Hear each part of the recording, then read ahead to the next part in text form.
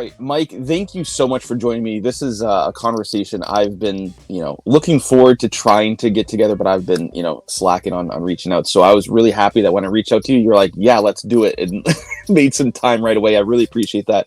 How are you doing? Hey, Jake. I'm doing great, man. Thanks for having me on. I've been a fan of your channel, for 5 years, ever since you started. You and I have had some great experiences, chatting online, talking about 90s cards, and even, met up personally right at the National a couple of years ago in Chicago. So it's been great to just kind of, be kind of in your stratosphere of contacts and just talking 90s cards. So thanks for having me on. Yeah, no, and I'm hopeful. Actually, now that you mentioned Chicago, are you going to be able to make it to the National this year? Yes, I will. I will definitely be in Chicago. I never miss a Chicago show because I am local to the area. Awesome. So yeah, looking forward to that in a couple months here. Yeah, I can't wait. I got my hotel early, not as early as many. I haven't booked my flights yet, but I feel like that's something I can wait on a little bit. So I'll probably get that squared away this weekend, though. Don't want to wait too long, right? Yeah, that's going to be a lot of fun. So I think the first question that I would love to hear from you, and I think a lot of people are probably asking, is why Glen Rice? What is your draw to Glen Rice? Yeah, that's a really good question. I get that question quite a bit. Born and raised in Chicago, was a huge sports fan, growing up. Started collecting cards in 1983. So this is 40 years of doing this. And initially it was all about baseball, right? In the 80s, basketball cards didn't really have much of a presence. And especially when you're 8 years old, being able to secure basketball cards wasn't always easy. But baseball was readily available. Every gas station you went to, you'd beg your mom for a pack, and that was that. But as I kind of, got older and started participating in basketball, playing it for your school, and really with Jordan coming to town in '84, there was, the basketball interest really peaked. And then as I think about just like as the late '80s came, I just loved basketball so much, playing it, watching it. It was hard to watch games in Chicago. The Bulls were not on free TV. It was a cable only, channel, and my family didn't have cable, at the time. So when the NCAA tournament was on, on the old Channel 2 Chicago CBS, that was a great way to catch up on Big Ten basketball. So I was a big Illinois fan in the late 80s. They were the Flying Illini. You probably remember someone like Nick Anderson, who I know you had a little side PC of. Yep. He played for Illinois. Kendall Gill, who went on to the NBA, obviously was a member of that team. And I was all in on the Illini. I mean, T-shirts, watching the games. It was great.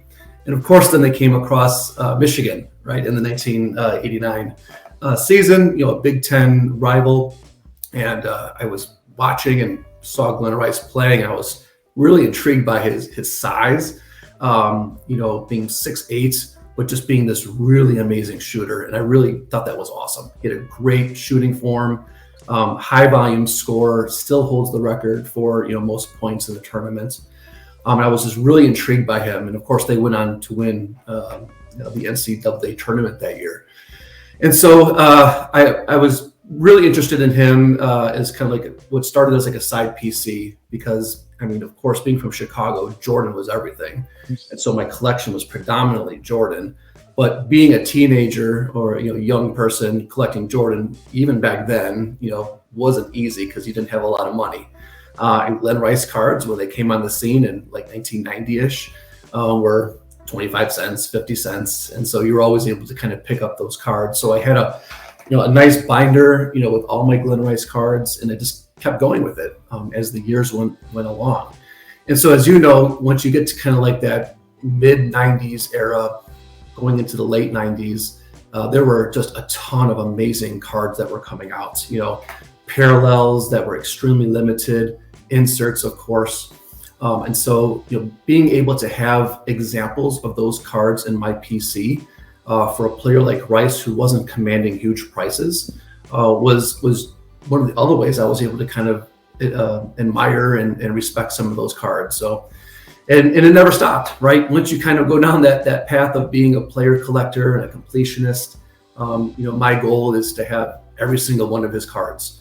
And so that's been, a long time, almost, for him at least, 30 years or so of, trying to find them, hunt them down, and add them to the collection. Wow. Yeah. And, that's one of the things I feel like we're kindred spirits in the sense like we're completionists. We want a copy of every single card of our player, which is, it's the thing I like about it. I don't want to speak for you, is it feels like a task that's going to take a lifetime to accomplish. There's so many incredible cards, but whenever I look at the cards that you have in your collection, I'm just like, what else does he need? Like, what else is he missing? So I'm curious, this is kind of two questions in one. Do you have like a count of how many of Glen Rice's cards do you have, or how many you're missing? Do you have an idea of what those numbers look like? Yeah, good question. So yes, I have a very extensive spreadsheet, which lists, to my knowledge, most, if not all, of his cards that have ever been created. Now you can get into some pretty, oddball, maybe testing the boundaries of what a card is and what it isn't, right? From places outside of the United States, and cards that are a little bit oversized and stuff that starts to look like a magazine picture, right? But yes, I do keep a very extensive list. And some of the cards are clearly one-of-ones from the 90s that are hard to find. Like, nobody can find all of those. Or maybe even cards numbered to 5, right? Like starting 5 from Hoops, things like that. But there's also cards, that came out of very inexpensive packs that are probably only worth $1 or $2 that are still missing from my collection. It's a small amount. It's a small handful. But for whatever reason, either because a player like Rice doesn't have all of his cards listed because people don't think it's kind of worth it to do so, or they're just really small print runs. Yes, there are things that I am still searching for. And so at this point, if I'm able to add 1 or maybe 2 cards a year that I didn't have before, that's a pretty major accomplishment for me, and I'm very thrilled to be able to do that.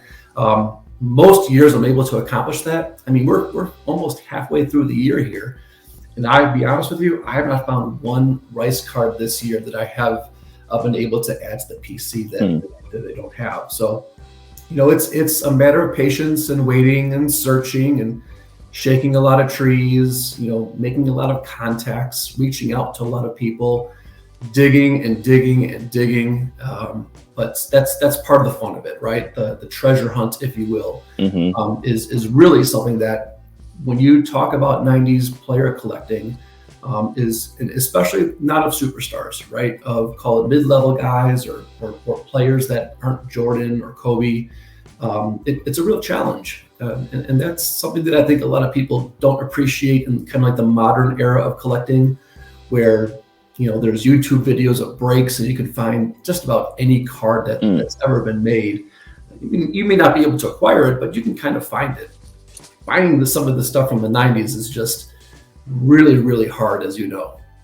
Yeah, and I know one of the cards that we talked about before I was able to get one is the 99-2000 Flair Tradition Round Ball collection, which is 1 per retail pack, but they just don't show up. And I was actually lucky enough the last time that I opened some of the retail packs, I pulled the Glen Rice. So I'm like, well, I'm going to put this aside. I know where this belongs, whether or not you have one. I knew you already did because we had talked about it. But it's I think it's fun also, from my perspective anyway, knowing people who collect other players, and like finding the right home for cards.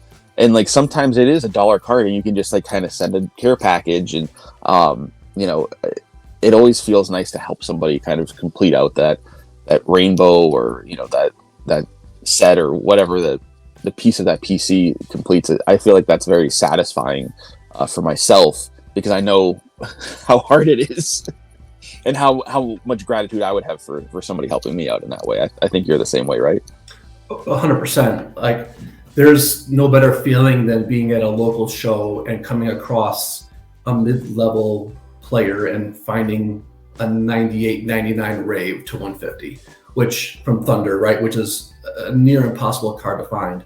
But then remembering and matching up. Oh, I know this guy on Instagram or this guy in this Facebook group collects him pretty hard. I wonder if he has it. I should pick it up for him, right?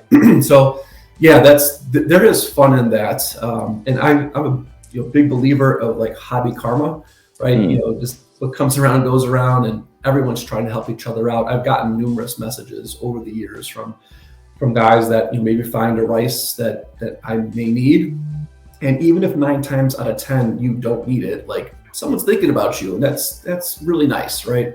And so I try to extend that same service to others as well. Yeah, definitely. And so one thing that just kind of popped in my mind, and I'm curious your answer, and I'm wondering if you have it like at your fingertips. Do you have a favorite card in your collection? I know it's like picking your favorite child, but if you could pick one specific card that maybe you have the strongest draw to, or maybe it's just the one that you are liking today. Yeah, that's hard, because I think about that question, a lot as I'm, just enjoying time with my cards. And sometimes it's the card that's the hardest to find, and sometimes it's not. Sometimes it's the most valuable card, and sometimes it's a card that's $20, right? As I've, thumbed through the collection, it's very hard to say, but there's one card I think that I always look at and I have very fond memories of. And although there's a lot that I love, the 97-98 credentials out of EX 2001 are cards that, doesn't matter really who the player is, I think are just so beautifully crafted, put together, especially the future, kind of like the reddish pink kind of version. Yep. So for Rice, his credentials here from 97-98 is a card that I never get tired of looking at, right? Setting up on my desk and just while I'm at work or just thumbing through the PC. It's not his most valuable card. It's not his rarest, right? There's 29 copies, so it's pretty rare. Right. But it's just, I love the shine. I love the colors. I love the layering effect of it. The unique serial numbering between the now and the future, was very innovative at the time, right? Yep. The Arena design team just knocked this one. I think this is like their best card that they ever made. That's just my humble opinion of it. So to answer your question, yeah, I think that would be my favorite card in the PC. Wow, those are incredible. And I have a childhood friend that kind of got out of collecting and recently got back in. And as kids, his PC was Marcus Camby, and he was able to find a player lot with like 5 Marcus Camby cards, and one of them happened to be that credential. And I can't remember what he paid for it. It was not much. It was, it was 2 figures, right? And he sent it off to PSA just because like he wanted authenticated, because that's always the fear, right? Is I find this great deal, and for him, he didn't have a lot of money into it, so there's no risk. But is it authentic? And it came back. I think he ended up getting a PSA 8 on it, which the grade didn't matter for him. Just knowing that it was the real deal. He's also so happy knowing that it's authentic. But I was saying to him, it's really cool because the Raptors uniforms with the red and the purple really play nicely with like the red and the pink and the purple of the credentials. I love when that works out, because like for Penny, I think that version, the pink and the purple, work well with the Magic colors, but it's not by any means a color match. But the more rare one is actually that green and gold one for Penny, and I want it, don't get me wrong, but I just feel like it's a little garish. It's a little much. But there's some other players that it works really well for. Tim Duncan, for example, I think that one works really well for. Yeah, absolutely. I mean, the color choices are quite bold for the set design. So like for the Jordan card, right? He's got the black uniform on, so that looks great either way. And so yeah, those cards are amazing. I don't see too many fake copies of that. They're very hard to replicate. Yeah. You do see, of course, some sheet cut kind of aftermarket serial number cards you kind of have to be careful about. Right. As I've seen some of those kind of out in the wild. You really got to know your serial number stamping font. Make sure you're not getting taken advantage of there. But for the most part, I know this is going to be hard for your viewers to believe, but Glen Rice does not have a lot of counterfeit cards out there. So that's one of the nice things about, kind of collecting, Rice cards, is that not a ton of value tied up there to risk the counterfeit copies with that. Yeah, and I know, like, for penny cards, back in, like, I want to say it was like maybe 2016, 2017, when I started getting keen to it, that there were some of those coming out. And what I was hearing, at least the rumor mill was producing, that people were kind of testing if they were going to fake a card with some of the lower tier players. And apparently Penny fell into that category for some folks. And, that's where a lot of people that I am not an expert on the serial numbering. So there's other people who are that I'll go to if I see a penny. And I'm kind of questioning it. And there was one actually that I looked at and I was like, this one looks funny. And I brought it to one of the guys and they were like, no, that one's fine. Which just highlights the fact that I'm not an expert when it comes to pinpoint those serial numbers. But like you were saying, those raves from '98 are so hard to track down. But I also feel like a good portion of the ones that come up to auction end up getting identified as being ones that were, whatever, they had numbers added after the fact or whatever the case may be, which is an interesting thing. And it only adds to like the mystique around them, right? It's like they are true unicorns whenever they do pop up. Yeah, some of the major auction houses have had, uncut sheets, available of those credentials now and future over the last year. And so, you just have to be knowledgeable of that, right? And just make sure that you're, to your point, leveraging, subject matter experts when it comes to some of the serial numbering. We probably all go to the same guy for that, but having a good peer network of those that are have been buying and kind of appreciating 90s cards is really important. Like, I've messaged you on a number of occasions just around things like rarity and what do you think about this, that, the other thing, right? And so, I think it's great to just have that kind of social group to weigh things against when it comes to these cards. Yeah, I remember a guy that I know that one of my many side PCs, as you know, I have, is Michael Finley. And there's another guy there's a couple other guys who really are hardcore Finley guys. And one of them was asking me, they were offered a trade, and I can't remember the exact cards, but they were two of the more rare 90s parallels. I want to say it was the Grand Finale and one of the PMGs, but I could be remembering incorrectly. But anyway, so he had one and was being offered the other in a trade for the one that he had. And he was asking me, and it, for myself, I remember it ended up coming down to like, which is the one that you think is going to be harder to replace? So I would try to get the one in my collection that's harder to replace, because the first thing I always say is, which one do you like better, right? Because if you like one better, that's the answer, right? But then if you like them both the same, in this case he did, he was going between the two, and it couldn't have been the two I just mentioned, because they're both serial numbered to 50. But anyway, I can't remember.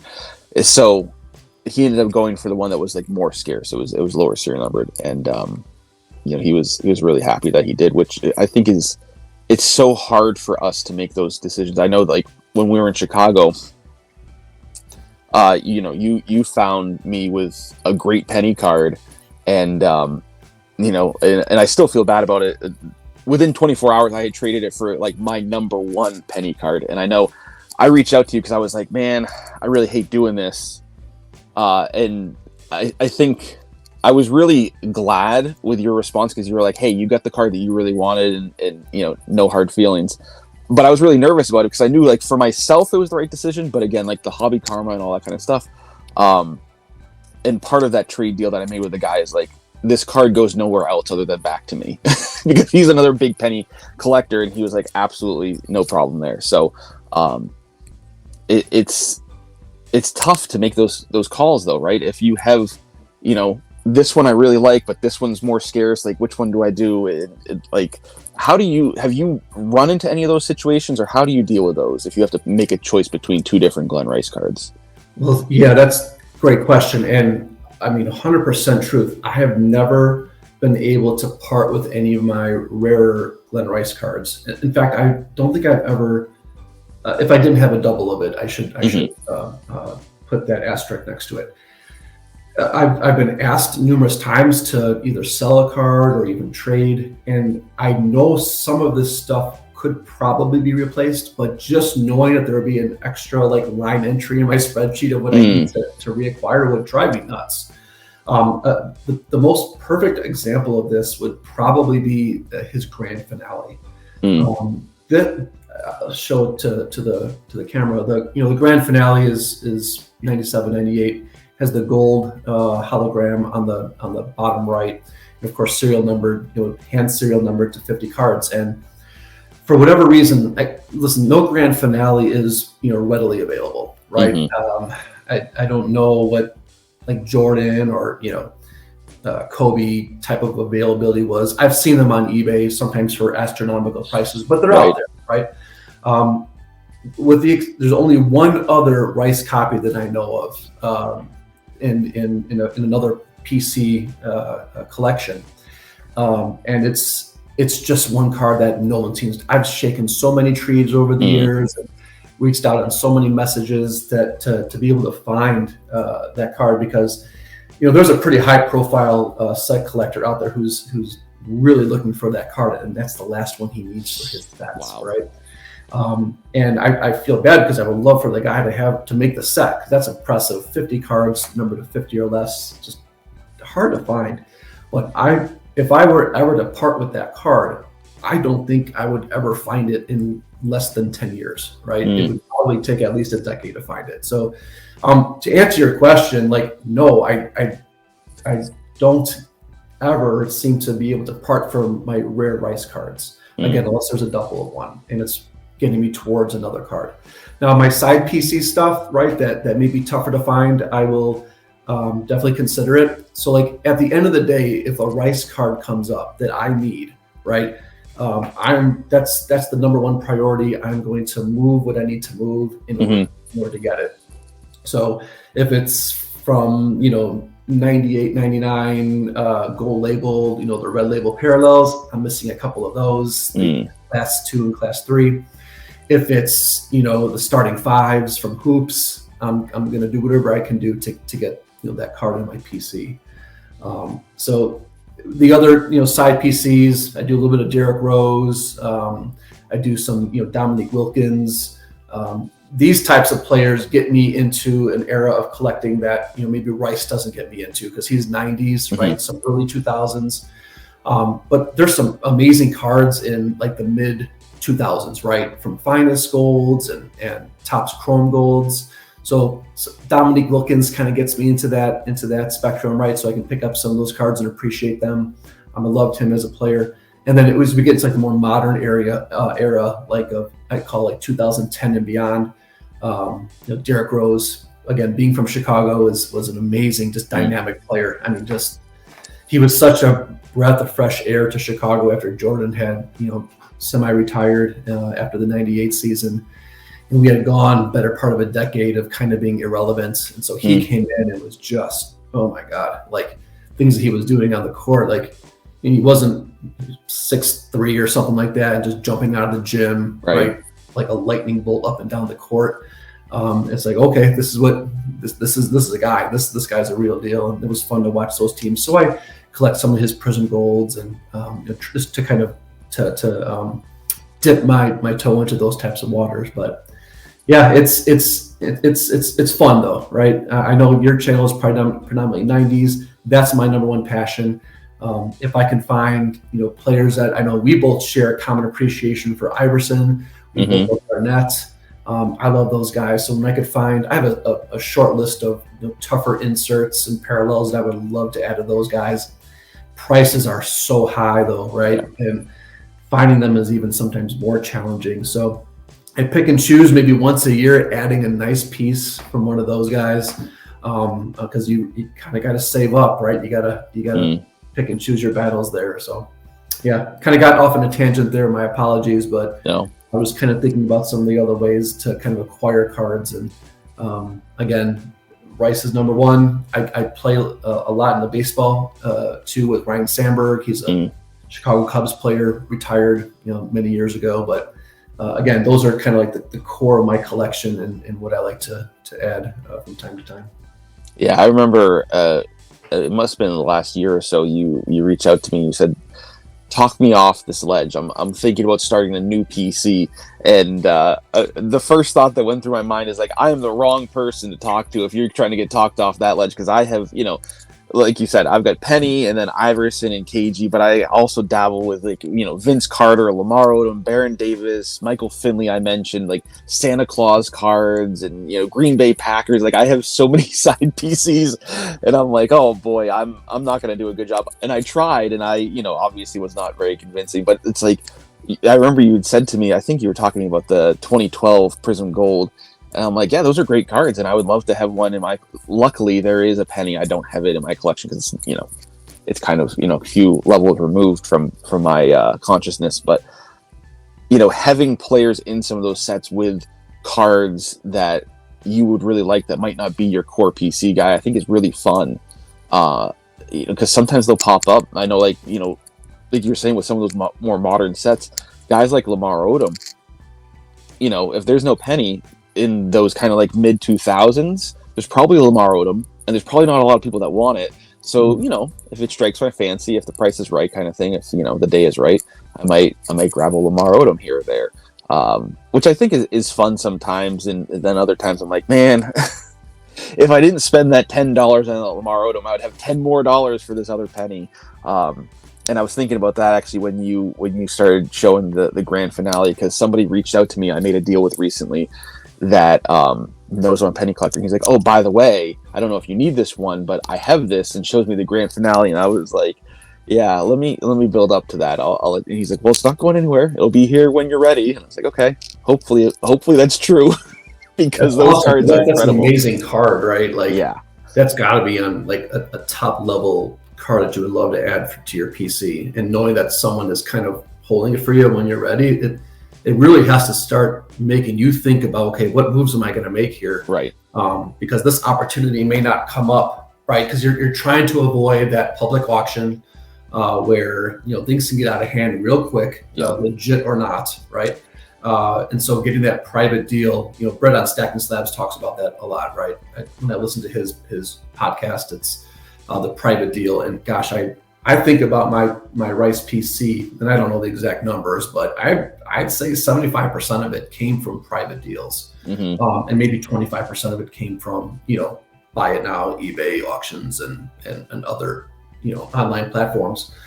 So to have someone that's reaching out to you saying, hey, look what I've got, look what I found, it's going to be in the side pile here for you when you're ready. Gosh, what an awesome thing that is, right? Yeah, and like I said, like I would not expect him, if I come to him 3 years later and hey, I'm ready now, I would not expect him to still have it. But there's a chance he might. And I know one of the other cards I always think of you when I'm looking at is my Ultra Stars Gold Penny, because I was talking to you when one came up for auction, and you were kind of coaching me through.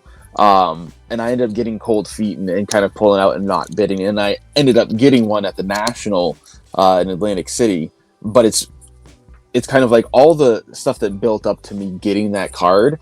That card brings back all those memories, and a lot of them being fond, talking to people. And one of those is you coaching me through like, hey, how many more of these are going to come up for auction? And sure enough, that one came up for auction, and not a single one after that other than the one in Atlantic City. So sometimes the timing has to be right, though. Yeah, I think for me, I kind of put a hierarchy on cards that may come up, right? And is it a drop everything I'm doing, focus on this, or just kind of keep it in mind, knowing that there's a potential that more will come up for sale, right? So Ultra Stars Gold, I have a couple of them in my collection. The Iverson is one that I love this card. I love all Ultra Stars Gold. I mean, I realize it's an insert. It's a parallel of the insert, right? Being the gold version. I put in my top 3 inserts of all time, right? The shine, the fact that it's Iverson. I love him when he's in his old the 96, 97 jersey. He's got the tight haircut going on. It's a great card, right? And so those types of cards, when they come up and they're available, although not serial numbered, they're pretty rare, pretty hard to come by. And once they land in someone's PC, just like your penny, it's not going anywhere. That's just one less in circulation. So, if you had to choose like your top 3 inserts, like from the 90s, like what would that look like for you? What would some of like, even if Penny's not in the set, right? I know he's not, but if you had to pick just a couple, 2, 3, what would that look like for you? So I always think through like my enjoyment of the design first, and there's 2 that stand out. The third one is tough. So the first one is Jambalaya for myself. That's my number. It's been my number 1 since I knew it existed. Number 2 is the 97 SPX HoloView Heroes. I love those die cuts and the holograms, and I just feel like it was a very elegant design with a lot going on, but not making the card too busy. And I show it off to some people, and they're like, "There's too much going on," and I get that, but for us 90s folks, there's not too much going on those. For the third one, though, I mean, boy, the Ultra Stars Gold is definitely way up there. That's one that I pull out often and look at. Nostalgia might make me pick the 98-99 UD Choice Ultra Stars Gold, though. But again, if I look at the 2 of those cards, because I'm fortunate enough to have both of those for Penny, the Ultra Stars Gold has more nostalgia for me, or has more like eye appeal for me, whereas the Star Quest Gold has more nostalgia for me. So I think I might have to go with the Ultra Stars Gold, just because like I find myself looking at that one, I think, more often. I think, for today anyway, those are going to be my top 3. Those are great choices. I didn't have this I love Star Quest, right? Those are really tough to find, the golds, right? Out of an inexpensive release. And I agree with you on the Jambalaya. I'm building that set. I'm almost there. The Iverson is the one that I'm missing, and for whatever reason, I'm unable to secure one that kind of meets my price point and kind of condition. But I love Jambalaya. I love Ultra Stars Gold. I would actually, for me, there's a lot of nostalgia built into Upper Deck from the 90s. Upper Deck was a very strong brand in the mid to late 90s.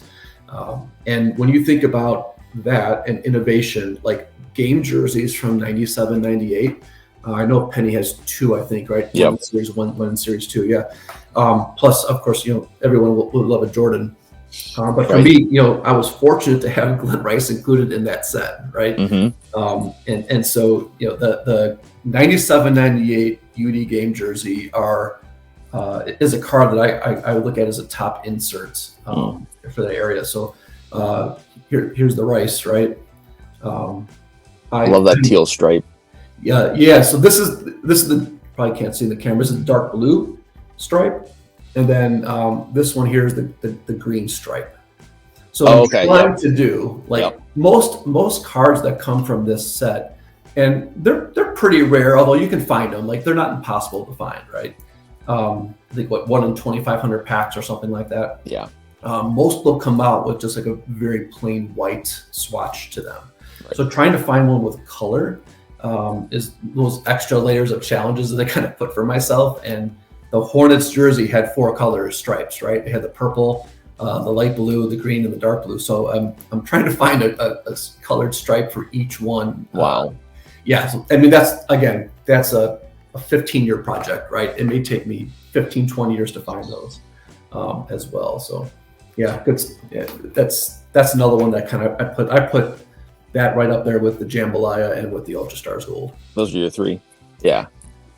And then, and I remember, like, even in the late 90s, as I was in my 20s at that point, right? Probably 22, 23, 24. Upper Deck would have, these parallels of some of these inserts, right? And so I have a lot of nostalgia for like the quantum inserts, the aerodynamics, and the forces. Those are kind of fun to put together because they have different layers, silvers, golds, bronzes, right? There's die cuts to them, right? And so I get a lot of nostalgia trying to put all those together, those types of cards. And so it's kind of like an honorable mention. They're not the most, chased after inserts. Right. Again, I'm talking inserts, not parallels, right, to to the base sets because we all love the PMGs, we all love the rubies, the credentials, right? We all PMGs have become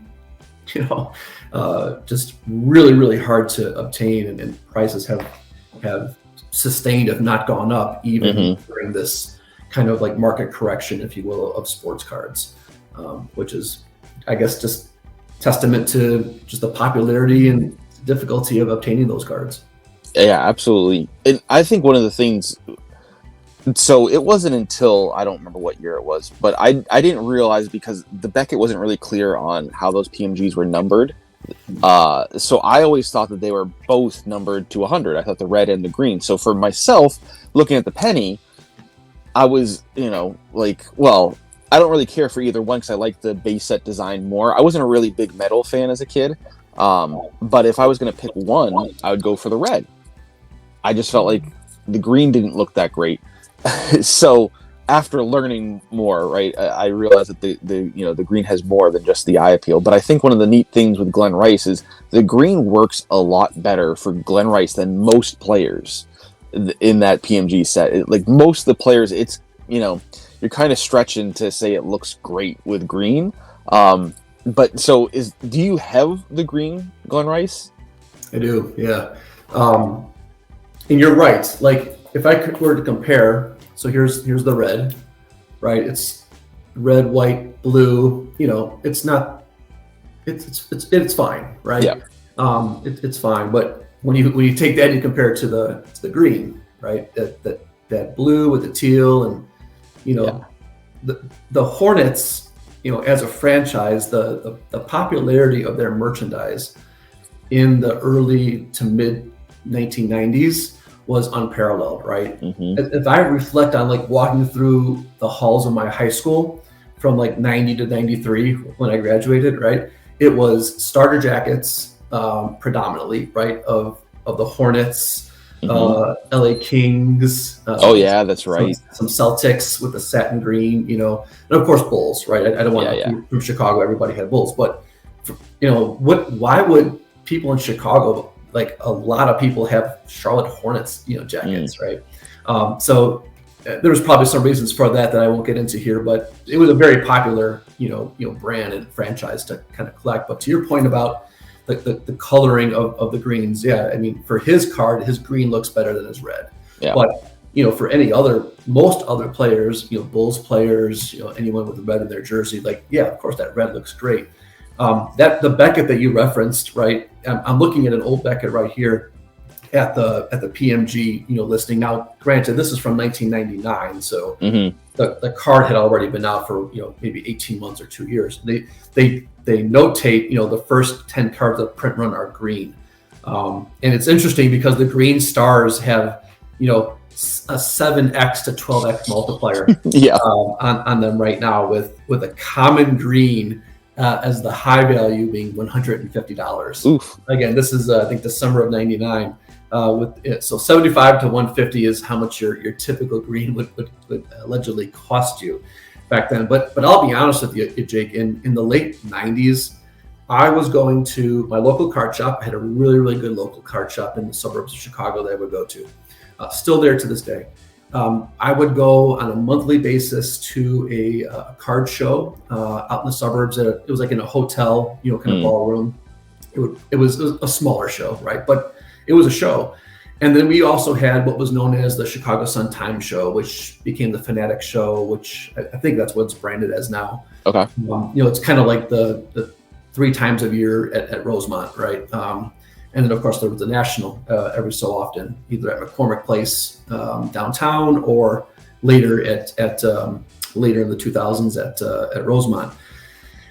You didn't see greens, even back then, right? You didn't. Reds were hard to come by.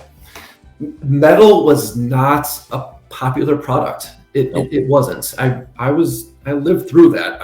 I had some spending money. I was in college at the time, in my professional program. I was working, so I had a little bit of money for cards, right? So when we would go to the shop, like if you were choosing between, SPX from '97, '98, getting a couple packs of that, getting a couple packs of EX 2001. Like I wasn't gravitating towards those metal products. Mhm. They were obviously thinner cards. There was more of an entry level, type of product. And I was personally, and a lot of my friends were more drawn to like kind of the higher end stuff. And that stuff was like $3, $4, $5 a pack. Right. Back then. I wasn't buying boxes, right? So I would show up to the shop with maybe 25 or 30 bucks. And it was, give me 2 packs of SPX, give me 2 packs of EX 2001. You'd open them up right in front of the on the counter there. Yep. You'd get absolutely nothing. it was pack odds were obviously very challenging, still are, and so it was just metal just wasn't ripped all that much. Yeah. eBay helped, right? Trying to locate some of these cards. I was kind of in the early days of eBay, in the late 90s, 97-ish or so, 98. Back then, not every house had a PC or a laptop, right, to be able to just go online at any time. It was just a lot different time back then. Mhm. I remember going, like, when I was in college, like we had like a computer lab. That was like a big deal, right? And so in between classes, I'm running over to the computer lab to check things out if there was an auction ending midday, because everything was auction back then. It wasn't buy it now, right? Buy it now came a few years later. But if you had an auction ending at 1:00 in the afternoon on a Tuesday, like you could snipe that thing for a rare card for just a few bucks. Yep. Everyone's at work, no one's at home, right? That's why all the auctions used to end on Sunday night between 7:00 and 10:00 at night. Yep. That's when most people were home. Nobody had the cell phone like with internet access. So accessibility of these online auctions wasn't a thing. And so I reflect on that quite a bit and just how much has changed since that time. I feel really fortunate to be able to kind of say I lived through it, kind of as an adult. It's just kind of fun. So yeah, it's been a crazy journey over the last few decades of collecting these cards. Yeah, and those early days of eBay were wild too, because like I remember not every listing had pictures. You had to pay per picture. So sometimes people would list something and you're just hoping that what shows up is what you're expecting. But the other thing too, which is like a foreign concept to when I tell people, is the predominant way of paying people in those days of eBay was either sending a cashier's check in the mail, stamped envelope, or if you really wanted to, get things going faster, you'd send the money order. And then the person would, as soon as they would get it in the mail, they'd know it's good, and they would send it off. Because then a lot of sellers would wait for the cashier's check to clear, and depending on how your bank was set up, sometimes it'd be a couple of days, sometimes it'd be a week.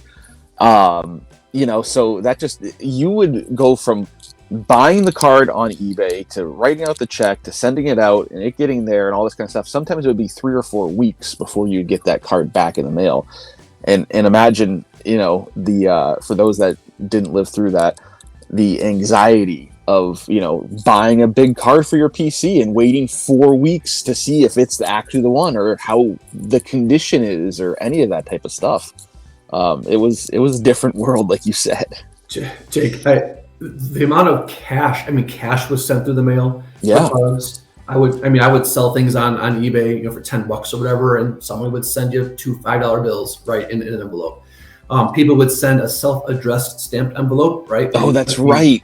You would send your payments, and then you would just include an envelope inside of your envelope with a fresh stamp and your address on it, and they would stick the card in there and pop it in the mail, right? There was no tracking. eBay, everyone's username was public back then. Yep. And so the feedback system was critical, right? And people took that seriously, right? We would, if you had a good transaction with the seller, you would write a detail, hey, this guy, fast shipping, no issues, trusted seller, right? Yep. Trusted buyer. And I cannot remember any instance, and man, I was active on eBay in those days. I can't remember any time where I ever got scammed or burned. The story that I remember the most is I was probably 22 or 23 years old. I was in college. I was in my professional program at that time, and I was living at home with my parents. And I remember 97, 98, finest, gold embossed die cut refractor. Yep. Right? Yep. Serial number to 74 copies. Right. That was a huge card. Oh yeah. And one came up for sale from a seller in Australia. And so I win this auction for like $37 or something like that. I cut a personal check, right? And I sent it off to Australia. And like, seriously, it must have been 2 months, right? Because to your point, if you got a personal check in the mail, you would cash it, and then you'd wait for the check to clear. These are all foreign concepts to all your younger viewers out there. Like, what's a personal check? What does clearing a check mean, right? What does it mean? But like, you just didn't want the check to bounce, right? Right. Insufficient funds. And then finally, a couple months later, I get home from school, right? I'm up to my bedroom on the stairs. I remember, right? My parents just put my mail on the step, and there'd be little envelopes. And one day my parents are like, "You're getting stuff from Australia. You're getting stuff from Germany. What is going on?" Right? I'm like, "Oh, those are my cards, right?" And sure enough, it arrived, right? It was this card here, the 97, 98 finest die cut embossed, gold refractor, serial number to 74 copies. Wow. And so this, I'll never forget. I don't even think that there was a picture on the listing, right? You were just buying off of blind faith. And so it would come in. So yeah, just those are some core memories that I have of those times, that I absolutely love. Yeah, like that is one of those, like, top of Mount Everest cards for me. Right after, I think when I was doing my top 10 a couple years ago, the Jambalaya was number 1. I think the StarQuest Gold was number 2, and then I believe I had that one as number 3, and that's now the number 1 on my want list for Penny. But there's only 74 copies, like you said, and once collectors get them, they don't let go of them easily, if ever at all. And they're gorgeous. They're just incredible cards.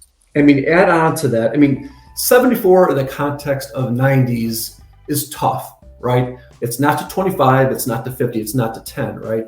So you figure, but there's also this layer of like greening and like color quality on the 97, 98 finest gold refractors, where you can like start to say, man, of the 74 produced, how many have really good color or just decent color at this point, not completely faded out, greened out, hulked out. And so you start to even limit yourself even more if you're going to be picky about condition of what the surface of that card is going to look like. Yeah, absolutely. It's hard to find any of those, whether they're embossed refractors or embossed and not refractors, that aren't at least somewhat green, if not completely greened out. You can still find some of the base and sometimes some of the base refractors that aren't too hulked, but it's hard to find any that don't have any greening whatsoever. I'm glad that they fixed that. Yeah, it's interesting because of all the copies that I've had of the gold embossed die cut refractor, most have had a level of greening to them. I don't think I've ever had a pure, perfect card. And I suspect, because when I look at his refractor from that particular issue, just the base refractor, right?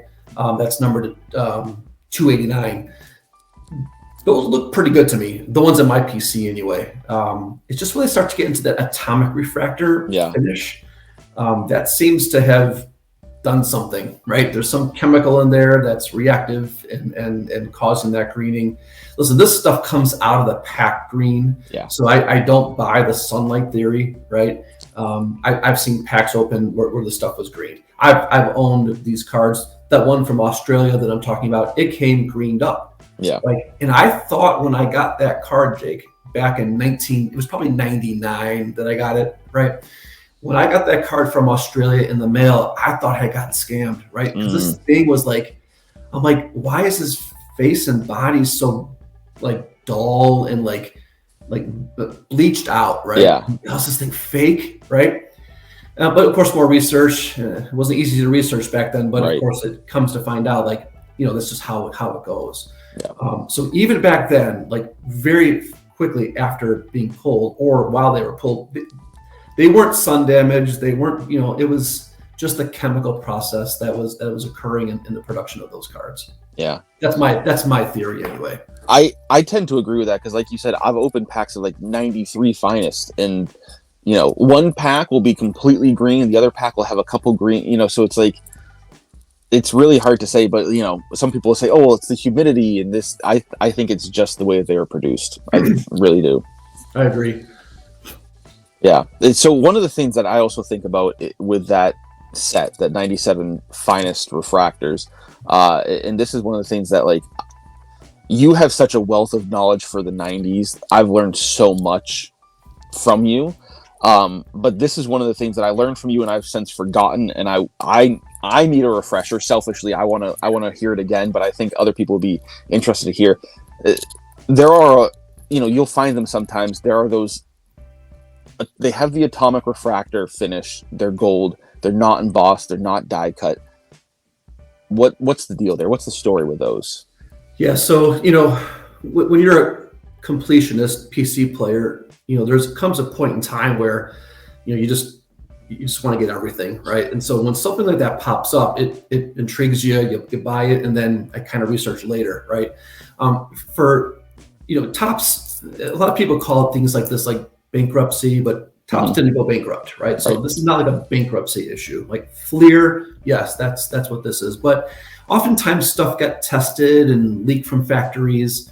And so some of the cards from that set have kind of like a test finish on them of the atomic refractor, to your point. On the back, for my copy at least, there's no serial number on it, right? It's completely blank. You can also find copies that have a serial number that's missing partially, like it says of 289, but doesn't have the bigger number, the actual number of the card. So ultimately, what it comes down to is some of these cards leaked from an employee, leaked from a factory, whatever it may be. Maybe got cut up and put into it. It's not my understanding or belief that these were ever pack issued, right? These are just cards that somehow made it out, right? And we see this in things like with the bankruptcy issues, right? With Fleer, see it in baseball a lot too, where stuff gets produced but just never released. So I just find stuff like this kind of interesting to be able to add to my collection as just kind of like a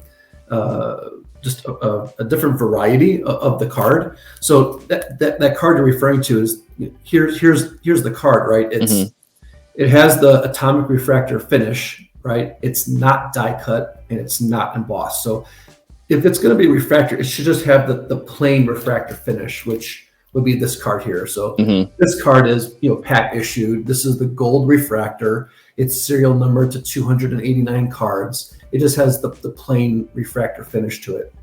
And so this is the card that most people would want because it was pack pulled, right? But sometimes when you get bored, you just want to find more cards to add to your collection. Stuff like this pops up and it's fun, right?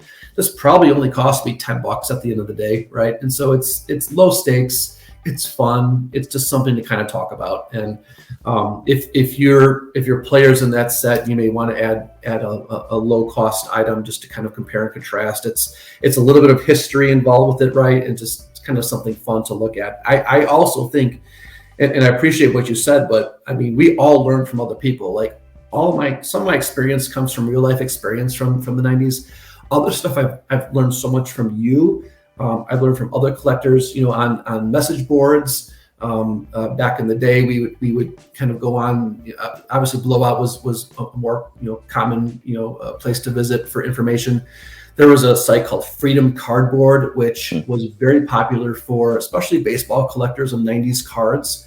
And so I got a lot of my knowledge from that as well. There's a lot of parallels, if you will, between baseball and basketball and football of some of those sets. Some are unique to basketball, some are unique to baseball, but you can learn a lot about just like some of the sets that were produced first in baseball, then came out in basketball, or vice versa.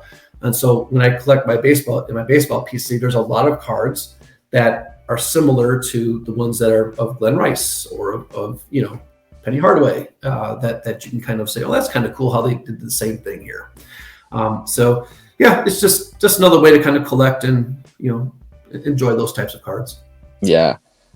I've started getting not into buying but researching some of those other sports inserts. So like two of the ones that one of them I did buy and one of them I haven't is the cut above from 96-97 EX 2000.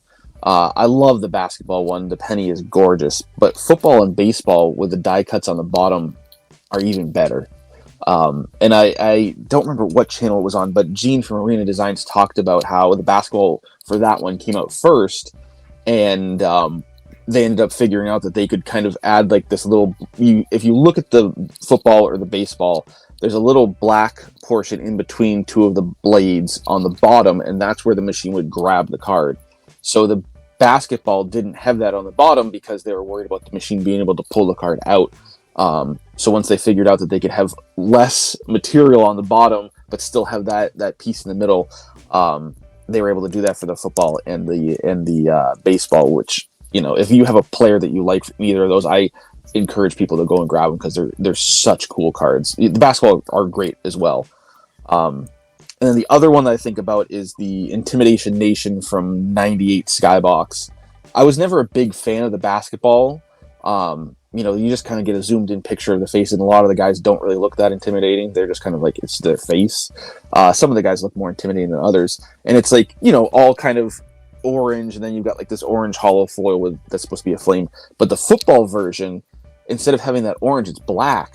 And then you have the orange hollow foil. So the flame really stands out more. And I don't know why they did those two differently, and I don't know which one came out first, but I really like the football one. I don't have any, but I think it's cool to look at those, like you were talking about the different sports that had similar or slight differences in those inserts. It's you see even more creativity that was out there in the 90s.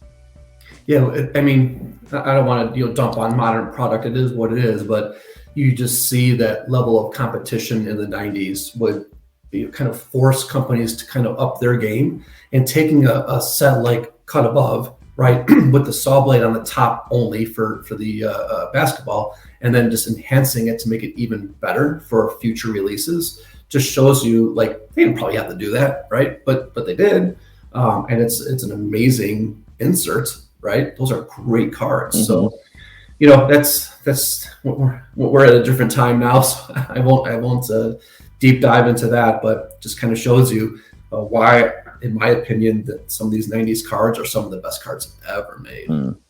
One of the things that I also started to see in the 90s that I think the modern products have expanded on this is the experience of opening a box. Like, as you said, a lot of us didn't open any boxes. Some of us opened a few, but I remember like Flair Showcase was a product that my family was in love with.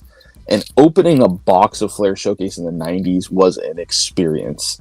And I think it was also Gene from Arena Designs that was talking about how they would get product from other companies to open the box and do research and improve the experience for the customer. And I think that we've seen that with some of the high-end products where, you've got this briefcase to open, or you've got a wood case. And some people feel as though it's kind of gimmicky, but I know for myself, opening 97, 98 Flair Showcase with that, kind of velvet covering on the inside, like that was exciting. Like, and the cards inside looked luxurious, and I think a lot of people would say the same thing if you're opening. I don't know what the products are that do that, but like probably NT and Eminence and stuff like that. I think it adds to the feeling of the luxurious nature of those cards, because it definitely did it for me anyway for Flair Showcase. Yeah, for someone who grew up in that junk wax era, like I said, I started in '83, and between '83 and probably '93, like you got a box of wax. It was 36 packs. It was 4 stacks, all neatly together in a rectangular box. That was your experience, right? And then to your point, the packaging got higher end. I could picture the Showcase, 97, 98 box with, it was basically two holes of packs, right, that you would have there. Even before that Showcase, Flair from like 94, 95, 95, 96, they would have like call it cigarette packs, right, where it'd be cellophane wrapped. You would open them up and take the cards out. It wasn't just about ripping open wax.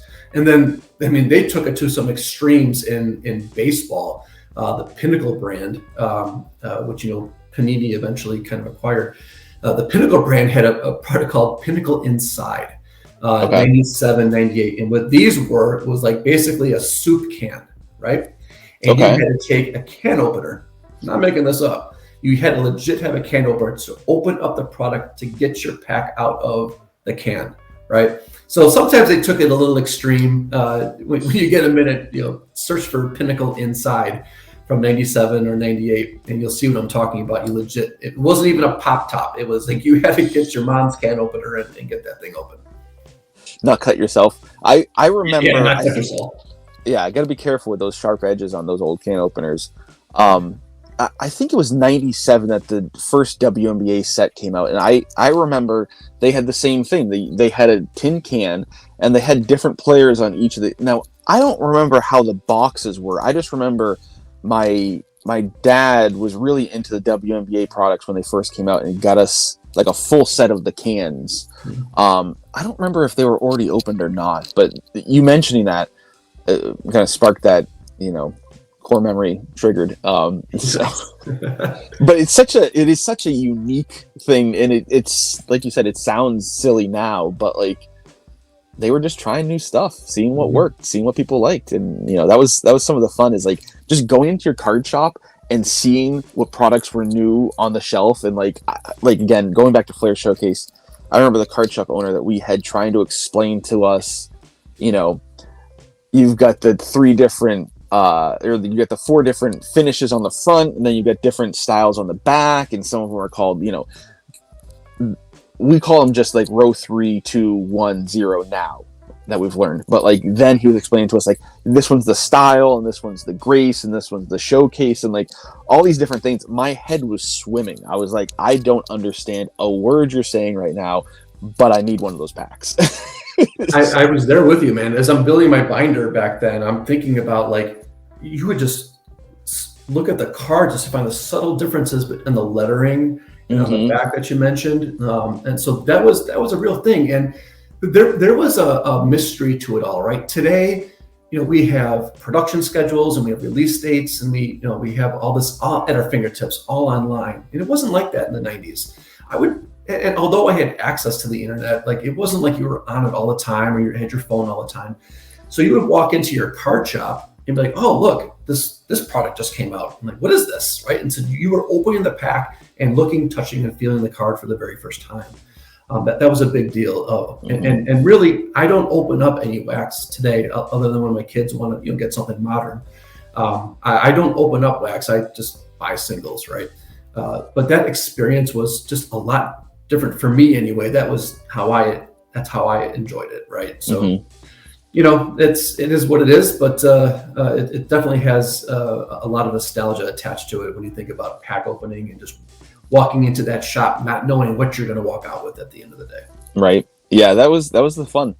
Not knowing what you might see in the showcases or the bins or what product would be there. But one thing that you mentioned that I'm really curious about, again, selfishly. So you mentioned your kids liking to open product, and my kids are a little bit young. My daughter's kind of intrigued by my cards, but a little bit too young to have her. I give her some Disney character stuff that she has fun with, but that's about it for her. They get destroyed within a day. But so are your kids into collecting, or what does your family think about your collecting? Yeah. So my kids love basketball. They watch every game. They're on their devices watching even footage of older games. So my daughter, she's 13 and she hoops herself, and she's a skilled basketball player. She loves all things basketball.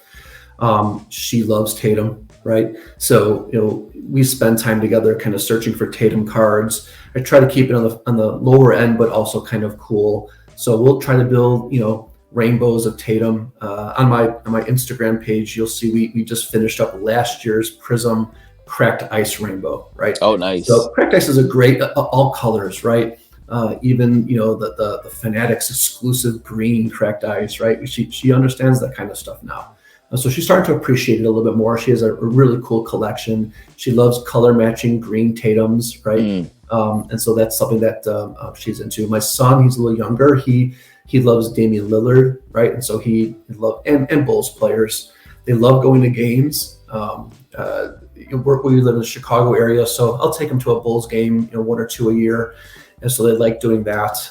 We went up to Milwaukee, which is just about an hour and a half, 2-hour drive from here, and saw the Celtics play Giannis, right? Okay. Yep. And so They love Giannis. They love, a lot of those modern players. We watch just about every game, for the playoffs.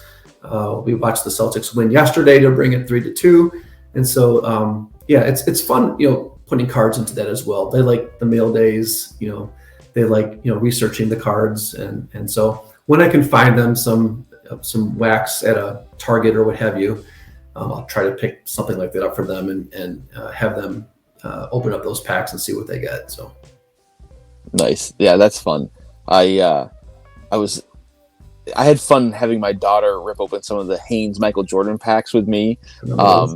Yeah, and I was debating because not when they first came out, but a little bit later on, you could sell some of those, foil ones for like $10 or so. And I was debating, do I sell them? I said, what, I'm going to keep them aside. And, if she ever gets into it, I'll be like, hey, remember, I still have them. But like, I'll put cards aside. Like my wife, likes that I have a hobby that keeps me out of trouble. But to keep her satisfied, she's a Lakers fan. She's a Kobe fan, but she's also a Steph Curry fan. So like any Warriors or Lakers cards that I pull from Modern Product, I put those aside for her. And my daughter, we'll see how long this lasts, but right now her favorite player is Ja Morant. So whenever I pull a Ja card, I put that aside for her. So we'll see what my son, he just turned 3. So we'll see if he starts getting into any players. But, I think it'll be fun to see if I'm as lucky as you are to have kids that are into cards like I am, or if they're not, that's fine too.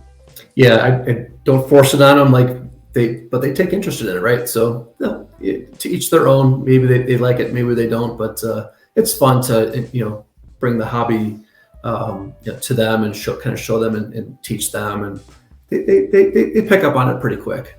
Yeah, definitely. Well, I don't know. I think I've gotten all the information I wanted to suck out of you for this time. But is there anything that we didn't touch on that you wanted to hit on, or any questions or thoughts you have?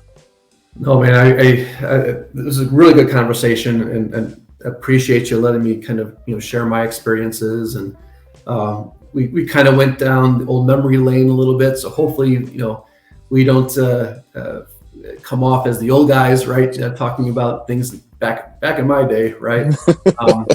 Again, I respect all collectors, right?